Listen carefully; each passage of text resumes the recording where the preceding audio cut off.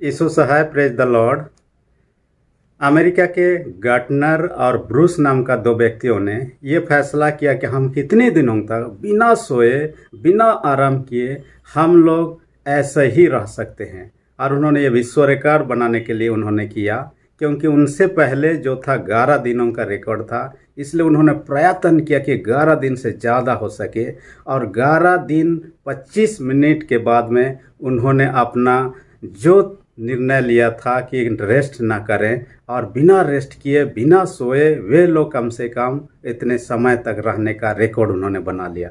और इसका परिणाम स्वरूप उनका शरीर में कई प्रकार के परिवर्तन आया, क्योंकि मनुष्य जब बिना रेस्ट किए बिना आराम किए जब बिना रुके काम करने लगता है तो उनके शरीर में कई प्रकार की गड़बड़ियाँ भी उत्पन्न हो सकती है। मैंने पढ़ा था कि एक बिल्ली को बिना सोने देने का और उनको बिना सुलाए ही ऐसा ही रहने दिया गया, और 15 दिन तक वैसा ही बिना सोए रहने के बाद में वह बिल्ली मर जाता है।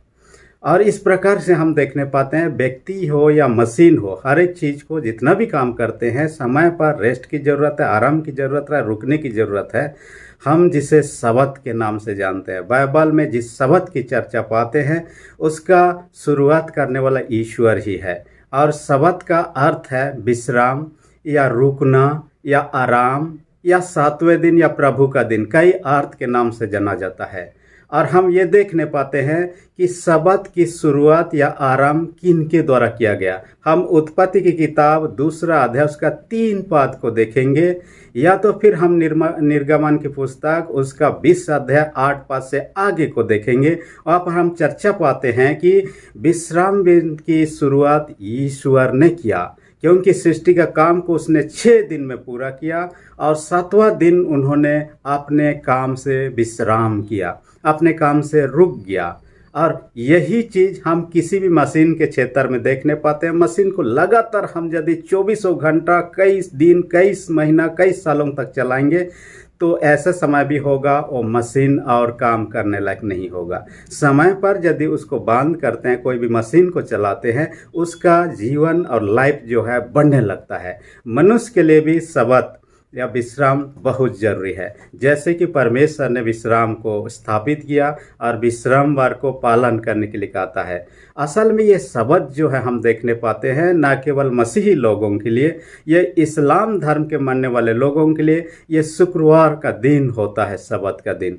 और हम यदि कहेंगे यहूदी लोगों के लिए सबत का दिन शनिवार का दिन होता है। हम यदि मसीही जगत और दूसरे लोगों के विषय में कहेंगे तो संडे का दिन सबत का दिन माना जाता है। असल में ईश्वर की शुरुआत के दिनों की हम चर्चा जब करते हैं, शुरुआत के दिनों हम ये देखने पाते हैं कि परमेश्वर ने 6 दिन काम किया और 7वां दिन जो था वो शनिवार था।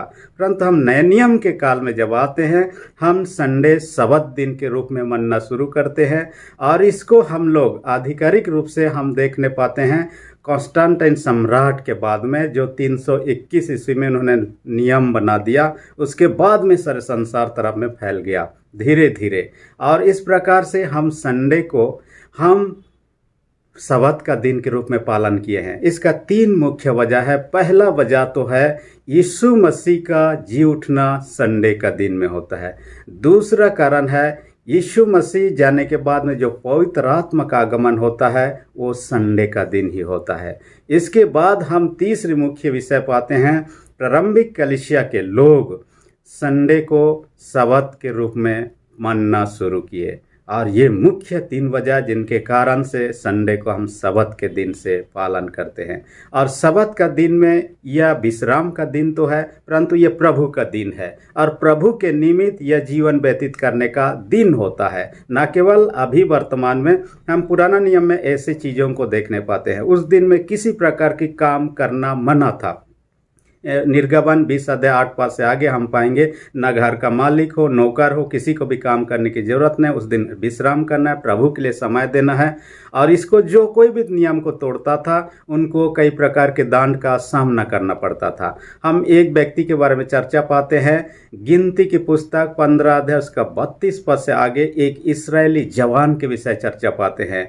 सबत का दिन में वो क्या करने लगा, घर से निकाल के लकड़ी फाड़ने का काम कर रहा था। तब लोग लोगों ने देखा कि सब्त का दिन में वह काम करने लगा जो उसे नहीं करना चाहिए। लोग पकड़ के मूसा के पास लाए, क्योंकि मूसा उनका अगुआ था, लीडर था।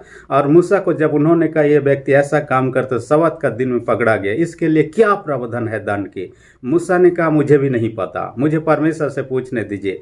उसने तंबू में घुसकर परमेश्वर से प्रार्थना किया। परमेश्वर ने उनके प्रार्थनाओं को सुना और उसके बाद में क्या कहता है, परमेश्वर ने क्या जवाब दिया, उस व्यक्ति को घर से या तो नगर से बाहर तरफ ले जाइए और ले जाने के बाद में अपने अपने हाथ में पत्थर उठाइए और पत्थर से मार मार के मार डालिए। देखिए, जिस व्यक्ति ने सब्त का नियम को तोड़ने का सजा मौत उसको मिल गया। और इस तरह से बहुत ही कड़ाकड़ी नियम था। हालांकि हम नए नियम युग में आने के बाद में इस प्रकार की बातों को नहीं देख पाते हैं। पुराना नियम में तो ऐसे ही बातों को, यहाँ तक कि इस्राएल लोग मिस्र देश या किनान देश यात्रा कर रहे थे, परमेश्वर ने हर दिन मना गिराता था उनके लिए खाने के लिए आकाश से, क्योंकि ईश्वर उनके लिए भोजन के प्रबंध किया।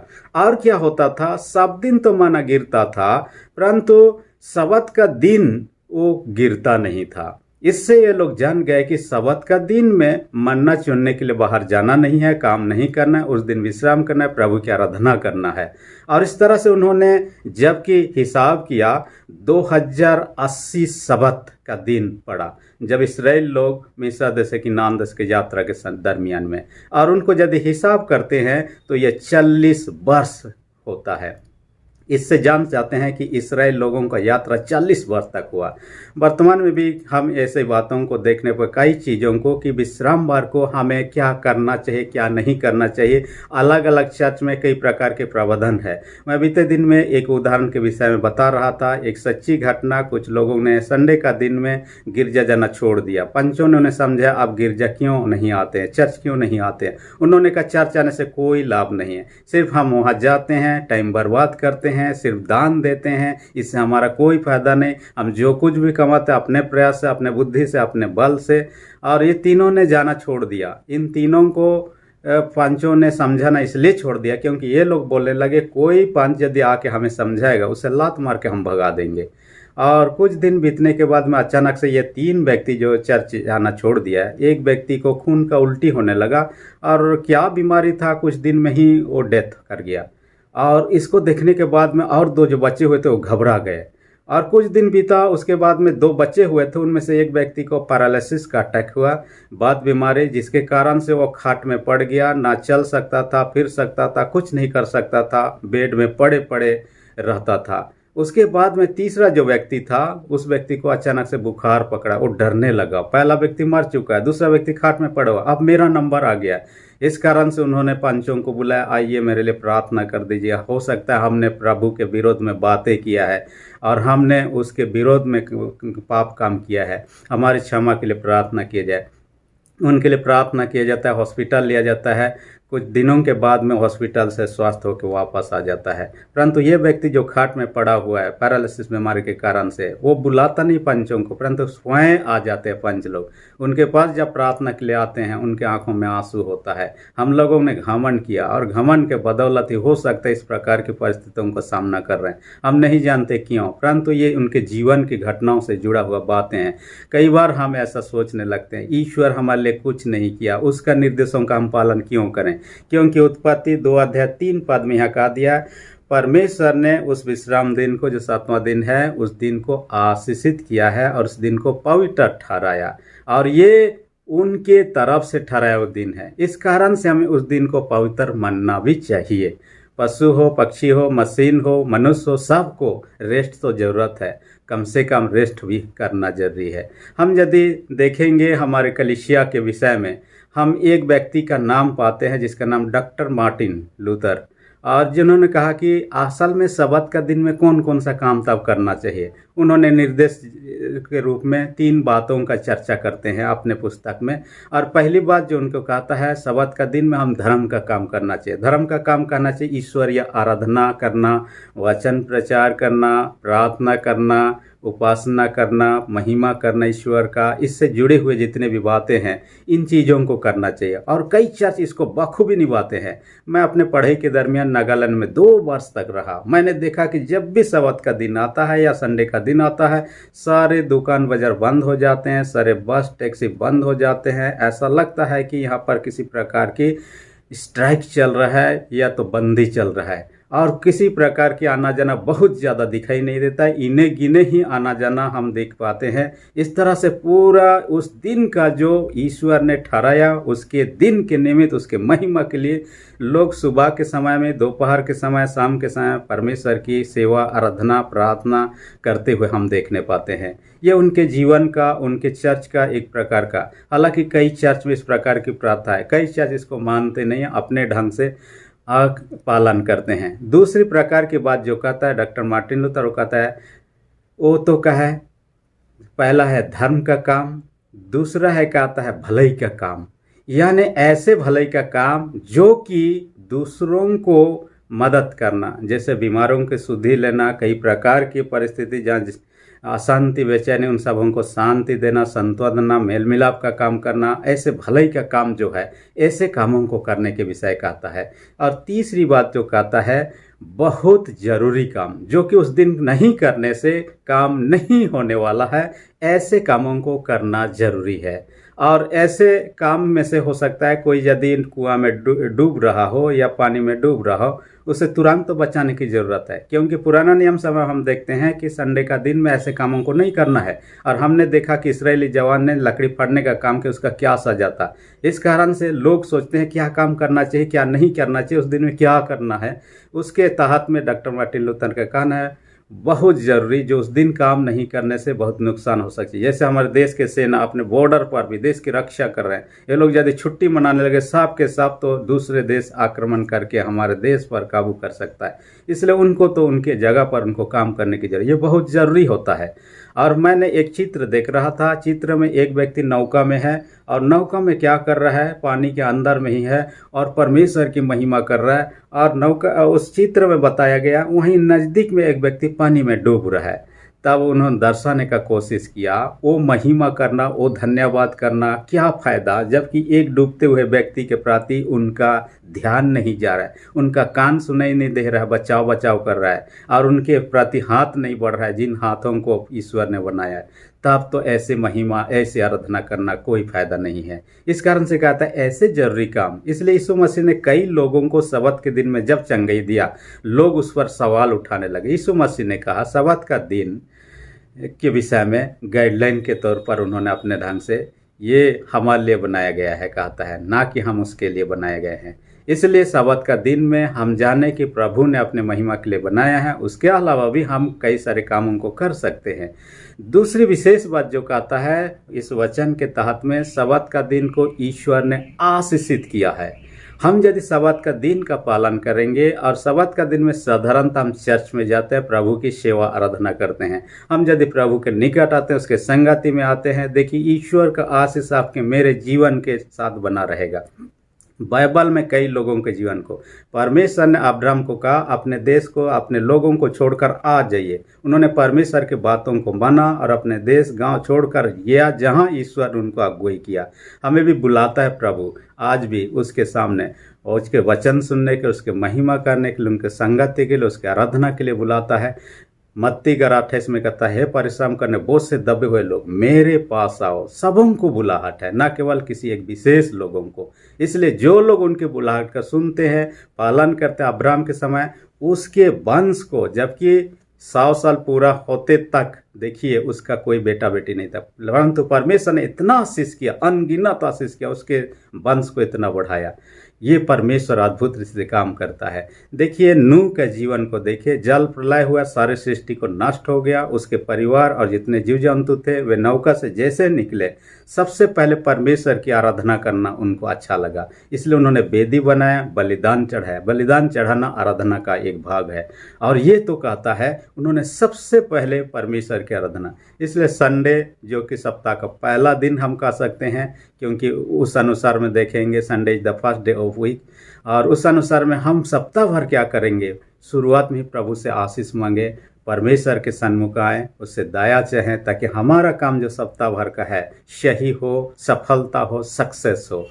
हम ऐसे बातों को हम पाते हैं, प्रभु के लिए जो कुछ करते हैं सब चीज़ का प्रभु हिसाब रखता है। बाइबल ऐसा बताता है, तुम्हारे सिर के बाल भी गिने हुए हैं।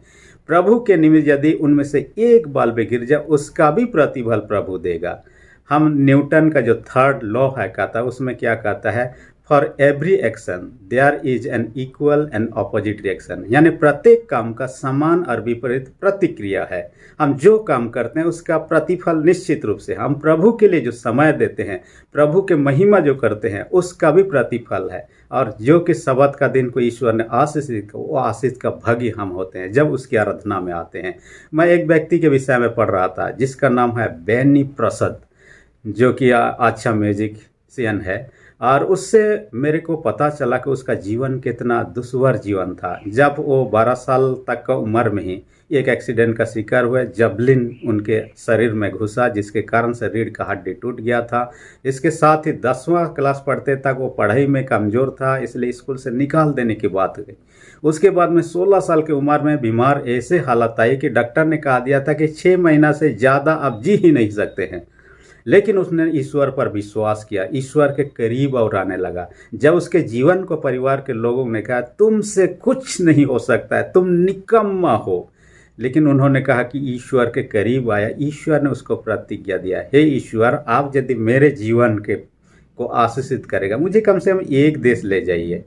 उन्होंने एक देश जाना चाह रहा था। परमेश्वर ने कहा एक देश क्या, मैं तुझे पूरे सारे देश को घुमा दूंगा।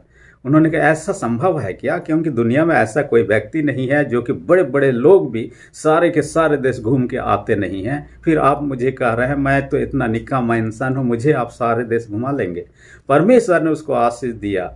अपने म्यूजिकल सिस्टम के कारण से वो देश देश घूमने का प्रयत्न किया और घूम के ख़त्म भी कर दिया। उन्होंने कहा कि 245 देश के उन्होंने 6-6.5 साल के दरमियान ही पूरा घूम के ख़त्म कर दिया। और ऐसी ऐसी जगहों पर उनको जाने का मौका मिला और प्रभु का गवाही देने का मौका मिला जहाँ की संभव नहीं। जैसे कि कोरिया, साउथ कोरिया के विषय में हम जानते हैं, नॉर्थ और साउथ कोरिया अपने अपने ढंग से अलग अलग जगह है, परंतु उनके जगह पर प्रभु के विषय बोलना, गवाही देना, ये मौत को दावत देना है। जब उस देश जा रहा था तो घर के लोगों से भी कहा दिया था कि यदि मैं किसी प्रकार का फ़ोन ऑन कॉन्टैक्ट ना करूँ तो समझ लो कि मैं मर चुका हूँ, और मेरे विषय में कुछ जानकारी ना है समझ लीजिए, क्योंकि प्रभु के विषय में बोलना मैंने वहाँ मृत्यु के समान है।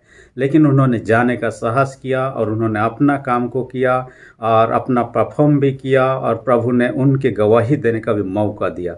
देखिए प्रभु उनको कितना महान किया। और इतना देश जो है सबके लिए जाना संभव नहीं है, परंतु ये व्यक्ति जिसे निकम्मा का, ये व्यक्ति डॉक्टर ने कहा 6 महीने से ज़्यादा नहीं जी सकता, ऐसे व्यक्ति को परमेश्वर महान किया। जब प्रभु के करीब वो आया, प्रभु ने अपने प्रतिज्ञा को पूरा किया कि सारे देशों को घुमान। आप और हम यदि प्रभु के करीब आते हैं, प्रभु निमंत्रण करता है अपने वचन सुनने के लिए, अपने आराधना के लिए, अपने संगति में रहने के लिए, इसलिए हम उसके निमंत्रण को ना ठुकराएं। आपको यदि कोई अपना करीबी निमंत्रण देता है शादी या कोई में, हम यदि ना जाएं उसको कैसा लगता होगा? खराब लगता। आज घंटी के माध्यम से कहिए, प्रभु आपको मुझे क्या करता है? निमंत्रण देता है कि आइए मेरे संगति में आइए, और प्रभु के संगति में हम आशीषित हो सकते हैं। तीसरी विशेष बात कहता है, परमेश्वर ने शब्द का दिन को क्या किया है? कहता है पवित्र किया है। ना केवल उसने शब्द का दिन को क्या किया, आशीष दिया, परंतु पवित्र ठहराया। और हम भी उस दिन को अपवित्र न करें, परंतु पवित्र ही ठहराना। पवित्र ठहराना है तो ईश्वर ने जो निर्देश दिया उसके अनुसार काम करना है। उसके विपरीत हम काम करने लगें तब उस दिन का अपवित्र होने लगता है। डॉक्टर मार्टिन लूथर एक गाइडलाइन देते हुए उन्होंने कहा कि हम जबकि गिरजा आराधना जाना चाहिए, हम नहीं जाते हैं और परमेश्वर की उपासना नहीं करते हैं, वचन नहीं पढ़ते हैं, प्रार्थना नहीं करते हैं, तब हम शब्द का दिन को अपवित्र करते हैं। उन्होंने कहा जो आराधना में नहीं आता वो शब्द का दिन को अपवित्र करता है। दूसरी बात क्या करता है, जो आराधना में आ भी जाता है लेकिन मन नहीं लगाता, ना ही गाने में, ना ही वचन सुनने में, ना ही आराधना करने, स्तुति महिमा करने में, तब वो भी शब्द का दिन को अपवित्र करता है। तीसरी बात कहता है, जो वचन को सुन भी लेता है लेकिन ना कुछ सीखता है, ना ध्यान देता है, वो व्यक्ति भी अपवित्र करता है। चौथी बात करता है, जो वचन को सुन भी लेता है, मन में रख भी लेता है, लेकिन उसके अनुसार कभी भी प्रयास नहीं करता है कि मुझे इसके अनुसार चलना है, वो भी शब्द का दिन का अपवित्र करता है। 5वीं बात कहता है, जो समझ लेता है वचन सुनने के मैं गलत हूँ, मुझे पछताव की आवश्यकता है, लेकिन पछताव करता नहीं है, वो भी शब्द का दिन को अपवित्र करता है। 6वीं बात जो कहता है, हम यदि मन लगाकर प्रार्थना नहीं करते हैं, उसकी आराधना नहीं करते हैं, बाइबल नहीं पढ़ते हैं, तो भी अपने जीवन के द्वारा अपवित्र करते हैं। इसलिए हम अपने जीवन को अपवित्र न करें। विगत दिनों में मैं एक घटना के विषय में पढ़ रहा था।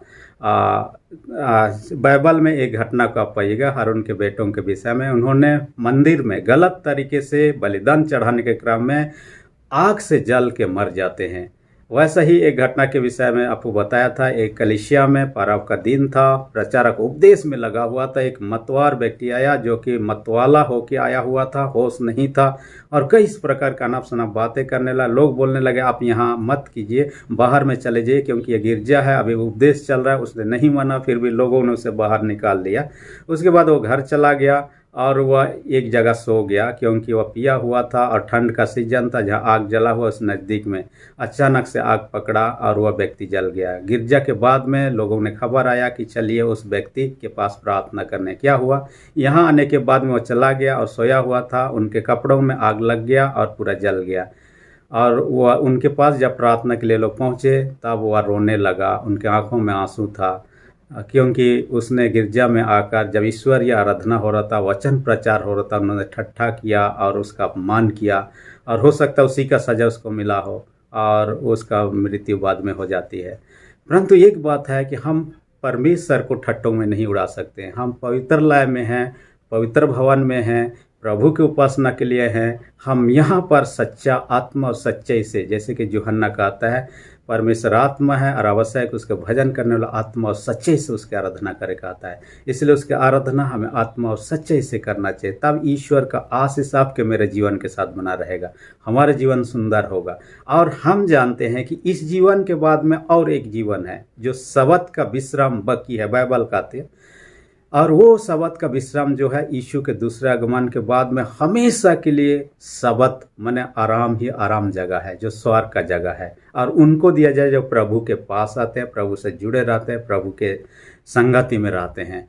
मैंने कभी एक व्यक्ति का नाम के विषय में चर्चा किया है, जॉन रेमिरेज के विषय में, जो कि शैतान का उपासक था, उसका याजक था, हम कहेंगे बड़ा उपासक था, यहाँ तक कि कंट्रोल करता था दुष्ट शक्तियों को, शैतानिक ताकतों को कंट्रोल करता, जिसको भी जहाँ भी भेजना चाहे, जिसको भी जिस शैतानिक दुष्ट शक्ति के द्वारा मरवाना चाहे वो मर भी सकता था। ऐसे भी है। एक दिन क्या हुआ, उस जिस घर में रहता था ऊपर मंजिला में, नीचे वाला मंजिला का एक महिला आई। उन्होंने कहा कि मुझे एक महिला को मरना है। क्यों? क्योंकि उसका पति उस महिला के साथ में मेरे को लगता है कि गलत संबंध है, और इस कारण से मैं नहीं चाहती कि वो महिला जिंदा रहे। इन्होंने कहा उसके लिए क्या कर रहे? उन्होंने कहा मैं $10,000 आपको दूंगी। तब इन्होंने कहा ठीक है, लेकिन आप मेरे पड़ोस में हैं, नीचे रहते हैं, हम ऊपर में रहते हैं, आपके लिए डिस्काउंट कर देता हूँ, 30% डिस्काउंट, आपको $7,000 में मैं उसको मार दूंगा और 21 दिन में हो जाएगा, वो मर जाएगी। और उन्होंने कहा कि ठीक है, लेकिन एक बात है कि वो क्रिश्चियन है, कहता है। जब महिला ने बताई कि वो क्रिश्चियन है और मसीह है, तब वह और गुस्सा हो गया जॉन। उन्होंने कहा अब तो मैं बिना पैसा के उसको मरने का कोशिश, क्योंकि ऐसे लोगों से मुझे बहुत चिढ़ है जो प्रभु की उपासना करते हैं, प्रभु से जुड़े रहते हैं। इस कारण से आपको पैसा देने की कोई बात नहीं, मैं ऐसा ही और इतना ज़्यादा मैं जादू करूँगा कि 21 दिन तो क्या उससे पहले ही मर जाए। उन्होंने जो शक्ति हो प्रयोग किया, 21 दिन हो गया, वो मरी नहीं, जिंदा रही। उसके बाद में सोचने लगा कि हुआ क्या है। तब उनका जो शैतान है, उनका अधिकारी जिनको उपासना करता है, वो आकर के उस महिला को छोड़ दीजिए। क्यों? वो तो मेरा इतना बड़ा ये है, चैलेंज है कि मैं उसे मरूंगा ही, और बिना पैसा के मैं बोल दिया हूँ, ये मेरा इज्जत का सवाल भी है, मुझे उसे मरना ही है। उन्होंने कहा उसके साथ हमेशा यीशु रहता है, क्योंकि यीशु का उपासक है, यीशु की उपासना करती है और यीशु उसके संगति में रहता है, और उसे मर नहीं पाओगे, क्योंकि यीशु उसका सुरक्षा का बाड़ा है चारों ओर, और उसे आप कुछ नहीं कर सकते। ये व्यक्ति निराश हो गया, ऐसा सोचने लगा शैतान सर्वशक्तिमान है, लेकिन आप सोचने लगे यीशु कौन है? यीशु इतना भी ताकतवर कि हमसे जो जिसके ईश्वर, जिस शैतान को हम मानते हैं उससे ताकतवर है। उसके मन में झटका होने लगा कि वो क्या कर रहा है, और मैं किसका उपासना कर रहा हूँ, इससे तो ताकतवर और कोई है। उसके बाद में उसके जीवन में कुछ परिवर्तन आने लगता है और बाद में उसका जीवन पूर्ण रूप से बदल जाता है, शैतान को उपासना छोड़ देता है, मसीह के लिए प्रचार करना शुरू करता है। हालांकि जब ऐसा करने लगता है शैतान उस पर आक्रमण करने का कोशिश करता है, लेकिन प्रभु के संग में जुड़ जाता है तो प्रभु उसको सुरक्षा देता है। आज हम प्रभु की उपासना आत्मा सच्चे से करें, प्रभु के संगति में बने रहें, तब प्रभु का आशीष आपके मेरे जीवन के साथ बना रहे। तब वह सबत जो यीशु मसीह के दोबारा आने के बाद में एक अंतिम सबत होगा, उसमें हम प्रवेश कर पाएंगे। और इसमें प्रवेश करने के लिए हर एक की चाह होगी, क्योंकि इस जीवन का जितने पाप, बुराई, सताहट, समस्या, मुसीबत, इन चीज़ों से हम छुटकारा प्राप्त कर जाएंगे। इसलिए आइए हम उस सबत को पालन करें जिसमें ईश्वर ने अपने महिमा के लिए ठहराया। उस दिन को ना भूलें, प्रभु की महिमा के लिए उसके करीब आएँ, उसकी महिमा करें, उसके आशीषों के संगति में अपने जीवन को व्यतीत करें, ताकि हमारा संपूर्ण जीवन परमेश्वर की महिमा के योग्य होने। परमेश्वर वचन के द्वारा हर एक को अधिक ऐसे आशीष दे। आमीन। अब तक आपने मेरे चैनल को सब्सक्राइब नहीं किया तो इसी घड़ी नीचे जो सब्सक्राइब बटन रेड कलर में है उसे दबाकर सब्सक्राइब कर दीजिए। उसके साथ ही बेल आइकन को ऑल पर सेट कर दीजिए, ताकि हर सप्ताह जो मंगलवार, बुधवार और शनिवार 3 वीडियो सप्ताह में आती है, हर एक का नोटिफिकेशन आपको समय पर मिल सके। धन्यवाद।